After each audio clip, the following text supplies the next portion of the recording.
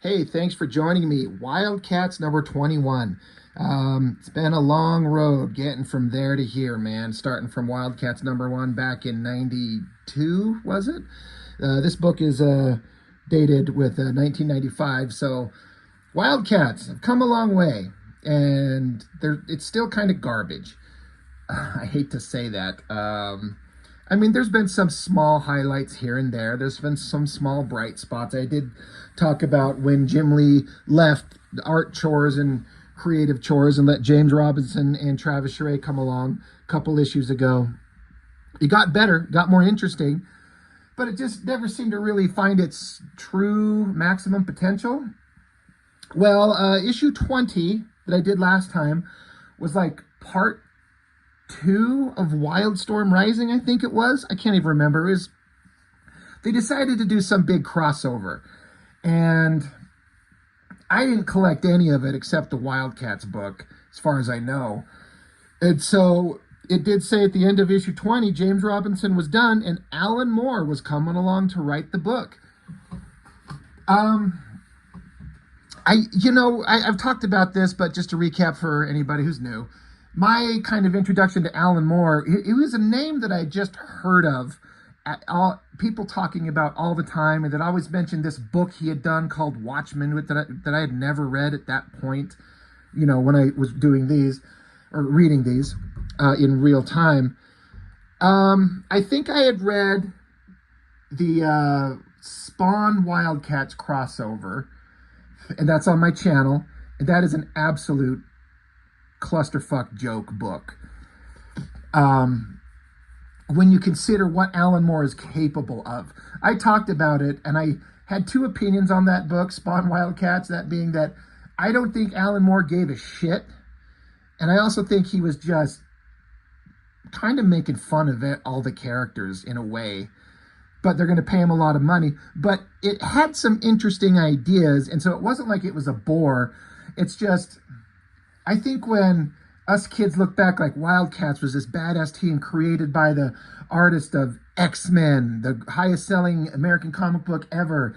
It's Wildcats, so it's an awesome book. And then you got Spawn, the coolest book by the coolest artist, Todd McFarlane. And we're going to cross them over, and we're going to have Alan Moore write it. So I was like, all right, everyone says this Alan Moore guy is this amazing thing. And I read it, and I'm like, this fucking sucks. What the hell is this? And then I saw him, he was doing a Violator Badrock at some point. I don't know where the Violator Badrock shit fell in relation to this. It's been so long ago, the timelines kind of escaped me. The point that I'm kind of getting at, and then I'm kind of dancing around here, is that I've heard of Alan Moore, but I had not yet read anything that blew my mind, that just wowed me and made me go, oh, okay, Alan Moore, I'm starting to get it. And then eventually I did read Watchmen, and I got it. And I guess it wasn't until he did Tom Strong that I was just like, okay, this man's a fucking genius.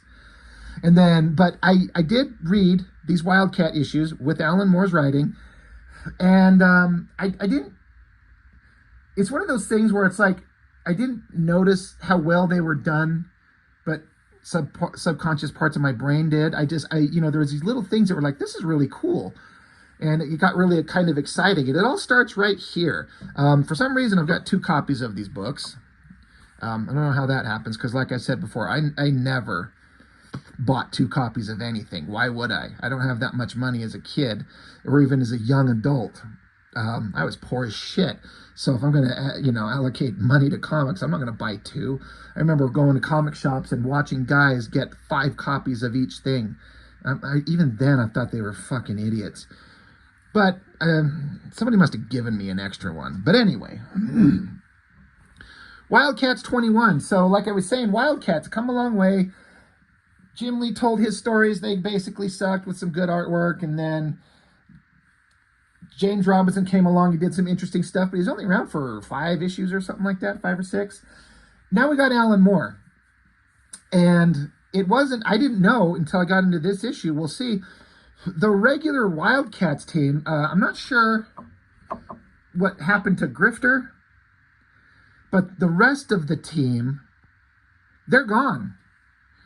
They're not around. And so there's this new team. It's Wildcats, and so if you've been reading the stories, you know this guy, Mr. Majestic. We've been introduced to him. This character you may not recognize, but she's been introduced. That's Savant, who's been in the books a little bit, introduced by Chris Claremont, I believe. But this dude, brand new. This robotic Mohawk chick thing, brand new. This guy I might have thought would have been Grifter. I mean, maybe, right? I think that when I first got this, that's who I assumed it was, because it's just a tough guy holding guns. But it is not. So it's funny because this cover, I've always thought it was kind of awesome. And I guess in a way I still do, but the more I've been staring at it right here, I'm like, this shit is falling apart kind of fast in a couple of ways. I feel like Jim Lee's trying to do a J. Scott Campbell / Travis Charest kind of thing while still being him. There's some really weird things going on. I guess I don't, mind that Majestic here, it's just his head and then his flowing cape just everywhere in the background. That's whatever, that's fine. Savant here, you got her head and her shoulders, but where is the rest of her body? I mean, she's standing in front of Majestic. So you should see her feet or something coming down. So she's just not there. And then this guy, I mean, I'll just, spoilers. This is Grifter's brother. Grifter is Cole Cash. This is Max Cash. And he's going to go by Condition Red, I believe they call him in the comics. This is all fucked up. Like, he's just supposed to be like a regular sized dude, but he's got like this giant body.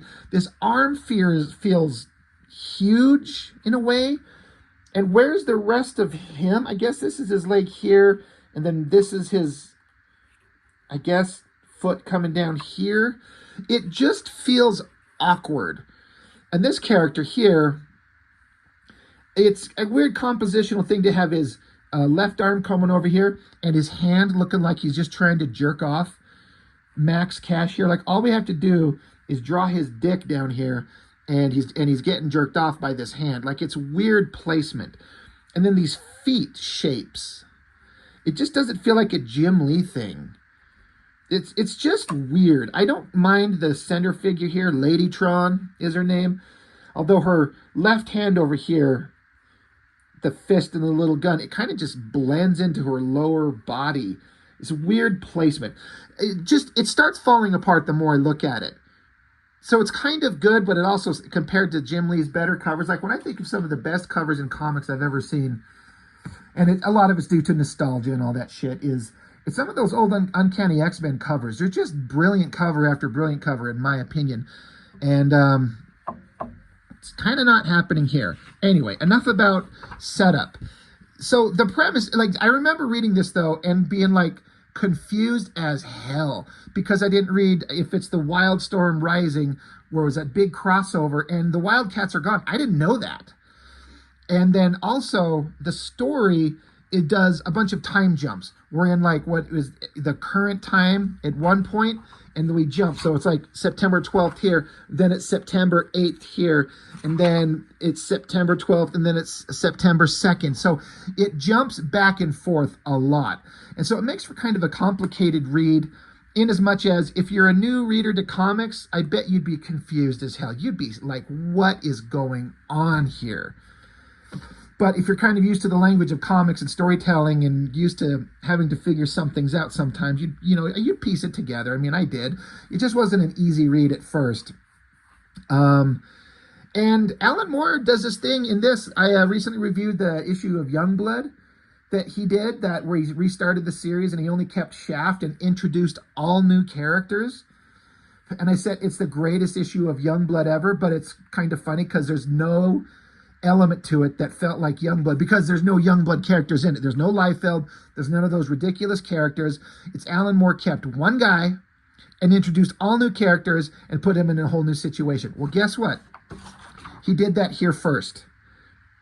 I guess we're keeping Majestic, who's kind of a Superman-like character, and Savant, I guess, but he introduces all new characters, and we're just doing a comic that's fun and interesting and exciting and has nothing to do with the previous team at all, except that they're mentioned by name. So the art, also, Travis Charest He's been getting good, and he's been getting really good. And I would like to imagine that he understood that he's drawing a story for Alan Moore now, and so he's really trying to like up his game. I mean, to be given the gig of drawing Wildcats and taking over for Jim Lee, how much bigger and better does it get than that? Well, how about Alan Moore comes along, the fucking writer of Watchmen? Like, holy shit! I can only imagine Travis Charest, understood the gravity of the situation. So, as compared to his last couple of issues, where backgrounds were almost non-existent, there's some backgrounds and some storytelling going on that wasn't quite there in the other ones, though there are some storytelling elements in his artwork that make things a little bit confusing to understand, but he hides it behind such interesting, beautiful art anyway. It kind of doesn't matter. But basically, you've got a setup on September 12th of these people coming to this, like, it's like a restaurant or a club or some type, and it's kind of hard to explain, but they're all dressed up. It's a place where you go and people are dressed up in costume, like it's a theme bar. And you can tell they're all like, hey, we're all showing up at separate times and we're all trying to do a mission. We don't know who these people are yet. We will find out. So then it flips back to a couple days in the past, and it's basically Savant talking to Max Cash through the dialogue here. Like, your grifter's brother, and so Max doesn't want to be part of it. He's like, you just want to stand in for dear old Cole. And so Savant's like, look, you've been involved in all this underworld shit, and I know all kinds of information about you, so you should join us because you really have no choice, really. And he's like, all right, that's fine, because you're trying to put together a new team. All right, I'll come work with you. Speaking of storytelling and Travis Charest doing backgrounds, he's finding ways to take some shortcuts. This is an original panel. So is this. So is that. But then this panel here is just that panel cropped closer.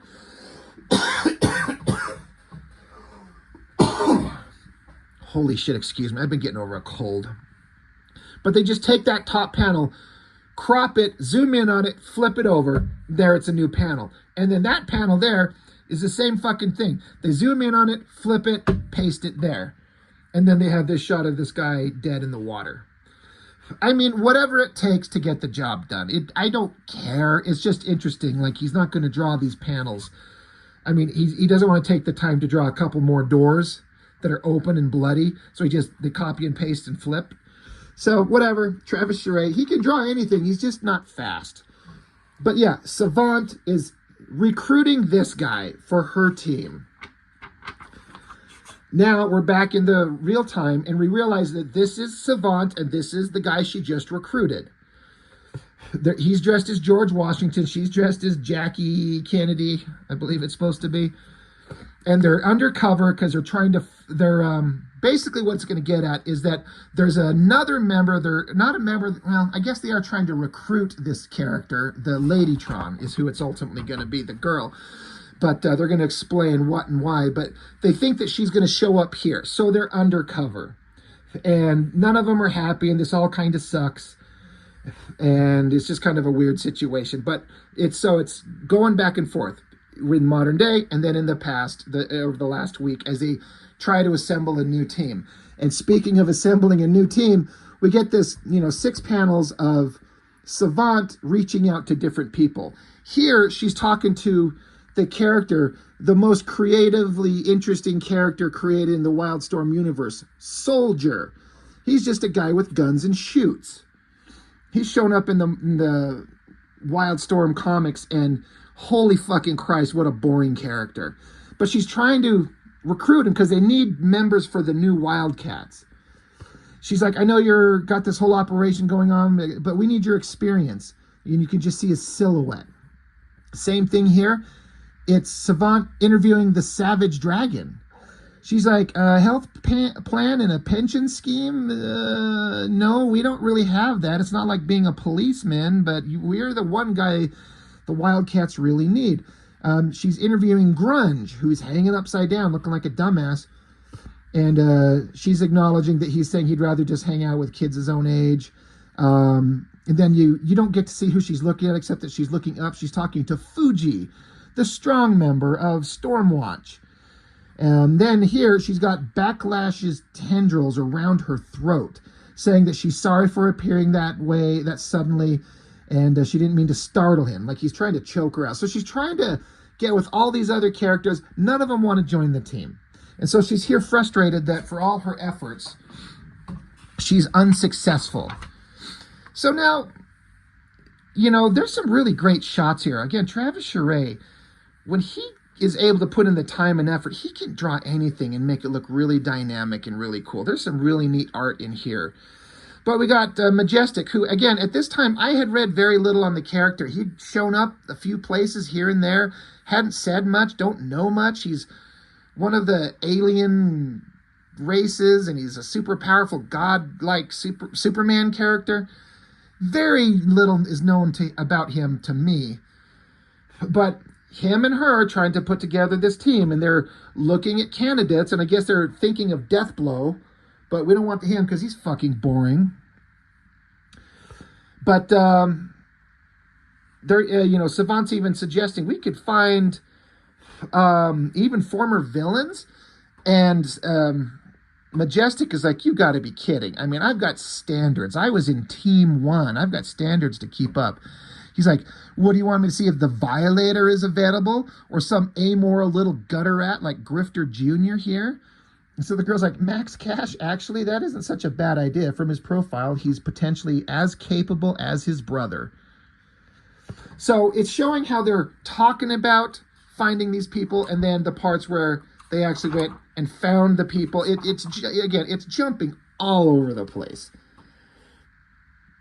But, you know, Majestic isn't sure he's on board with it, but Savant says, look, I promise we'll figure this out.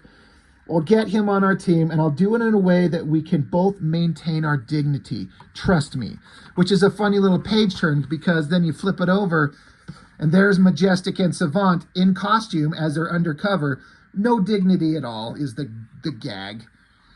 But, you know, they're there. They're waiting on this other character to show up. They're talking about how they look ridiculous. But the character they're waiting for shouldn't be far behind. Again, another jump back in time. You can see that they've recruited Max Cash. So there he is.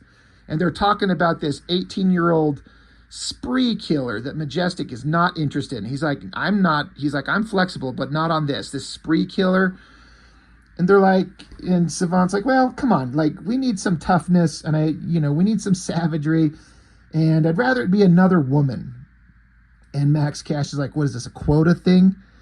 You know, Cash is like, I'm with Majestic on this one. This Manchester chick is like one of the Manson girls with a V8 engine. So now there's this new character right here who's just sitting in a chair. We haven't been introduced to this guy.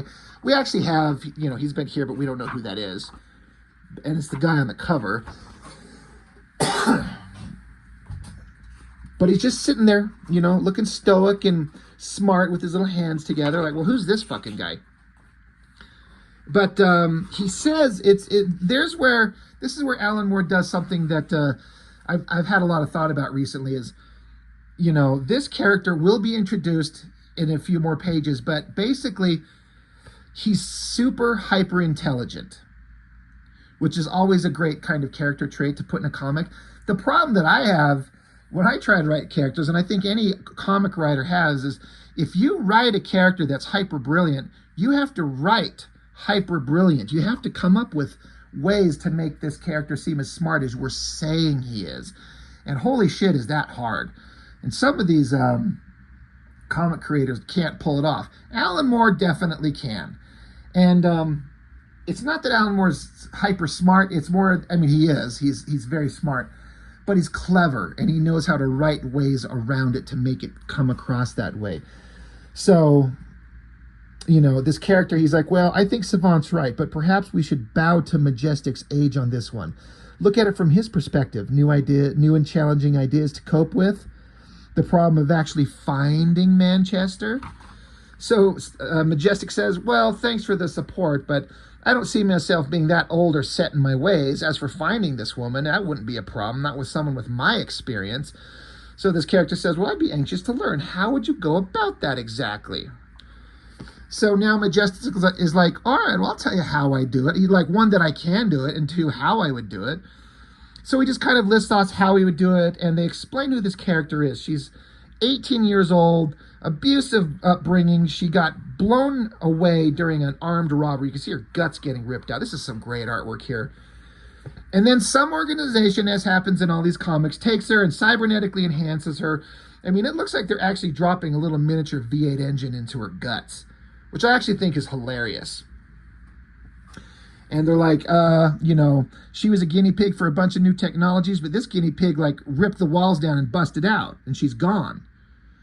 So then this new character says, well, how would you find her? And so Majestic is like, well, since her jailbreak, she's been heading through this place and that place and blah, blah, blah. And he's like, there's going to be a major heroin deal going down in Chicago, which is where she's heading. So I bet you she'll show up there. And so Cash and Savant are kind of quietly looking at each other. And Cash says, hey, did I turn 2 pages at once, or did Tall, Dark, and Humorless just get scammed into reversing his position? And Savant says, I don't know. It was almost too smooth to tell, wasn't it?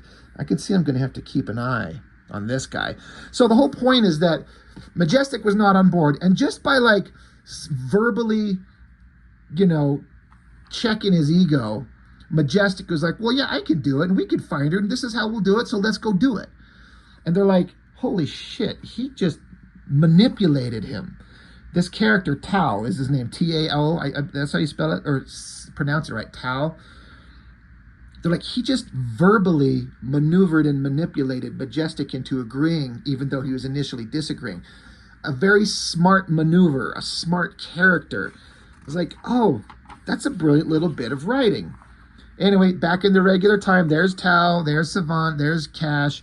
They're hanging out. This drug dealer guy is showing up. He's got a bunch of zombie kind of bodyguards. They're like, all right, they're showing up. Everyone be ready.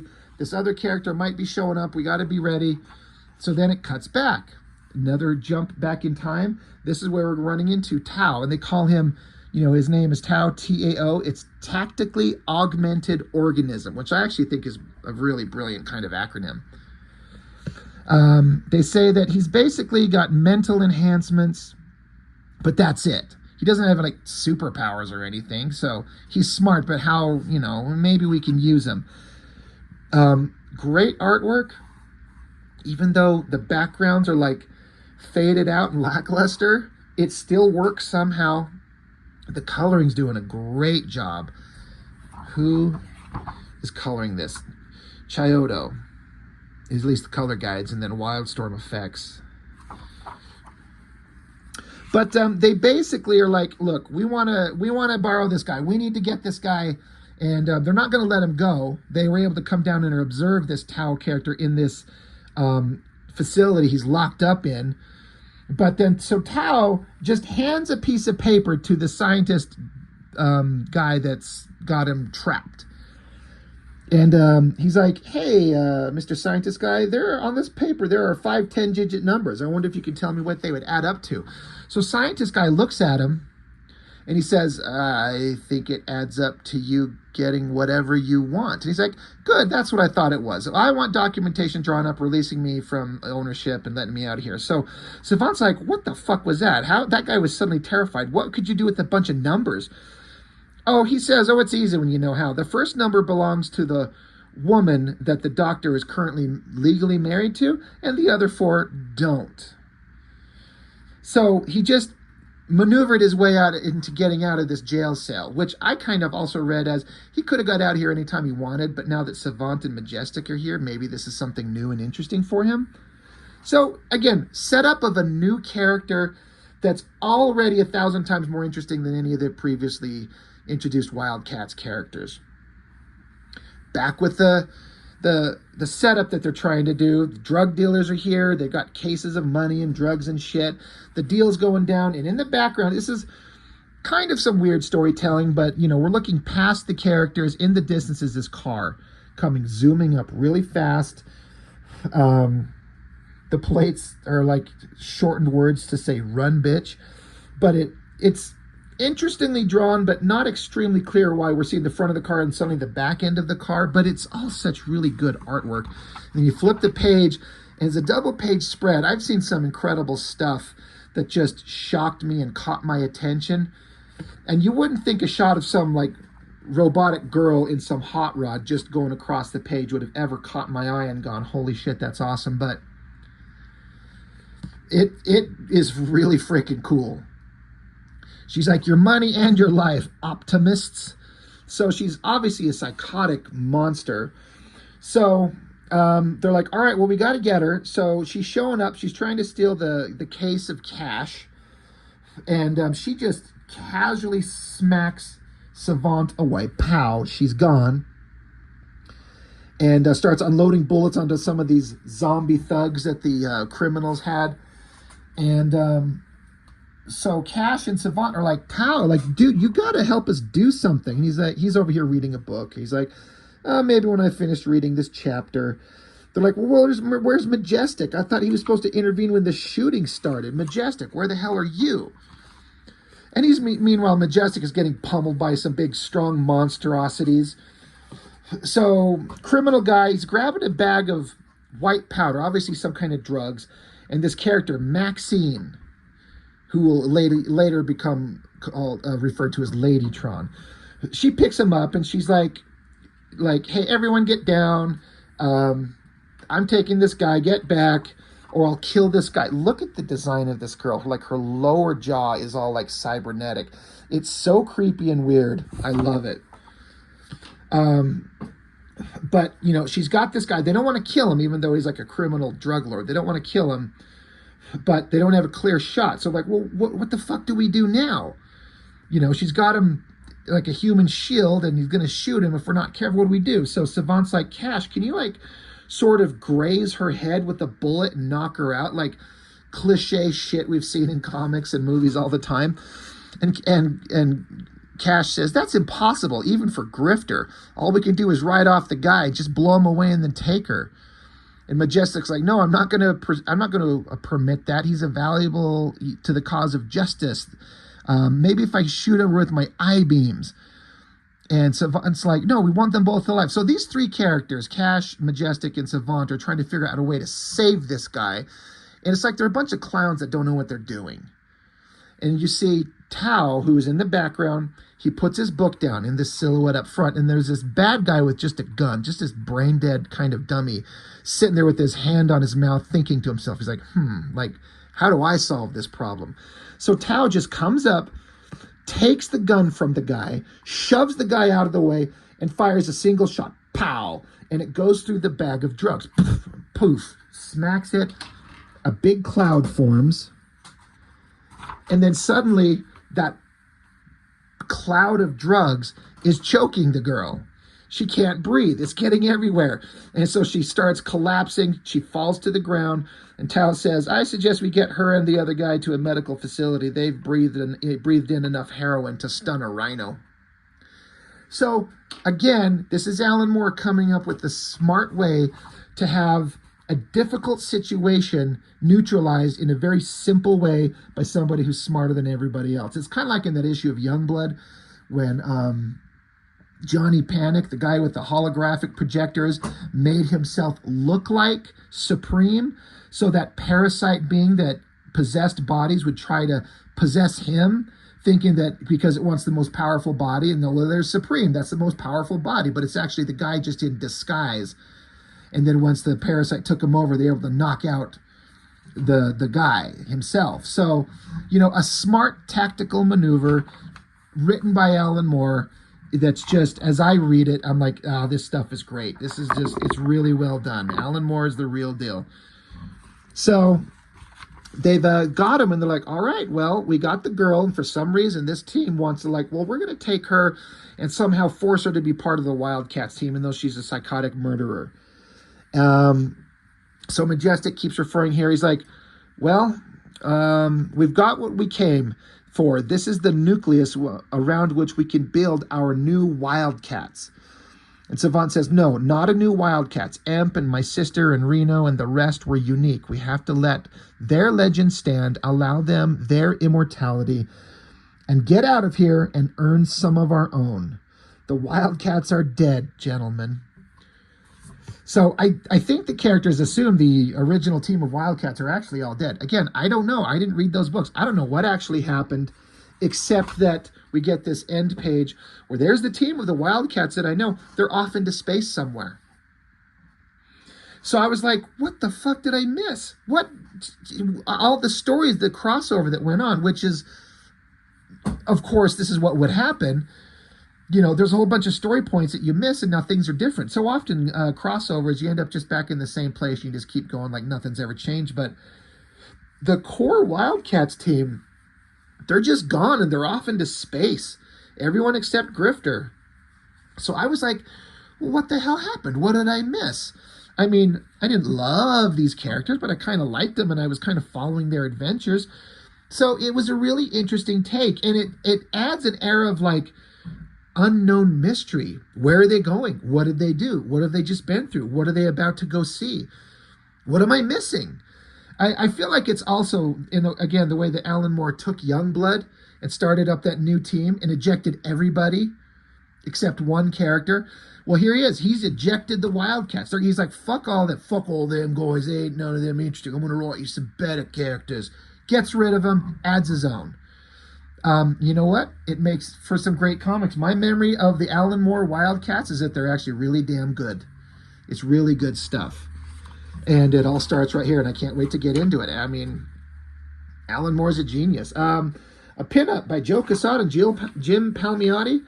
I've been a big fan of Joe Quesada, and I still am artistically. I don't know how else to say this, but looking over Quesada's work inked by Palmiotti, I don't think Palmiotti is really a very good inker.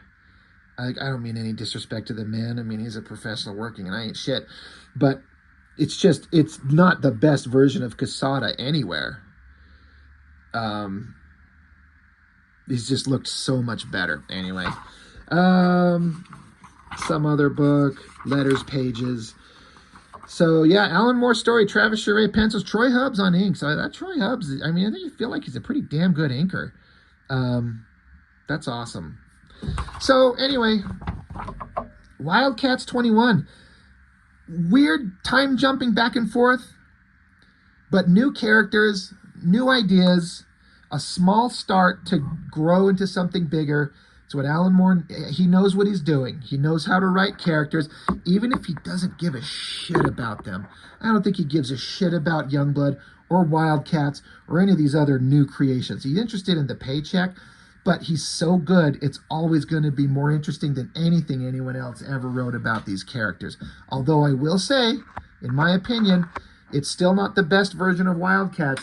The best version of Wildcats comes under the writer Joe Casey. And he wrote the best Wildcats books ever, in my opinion. So that's all I've got for now. Thanks for watching. I appreciate it. I'll see you next time.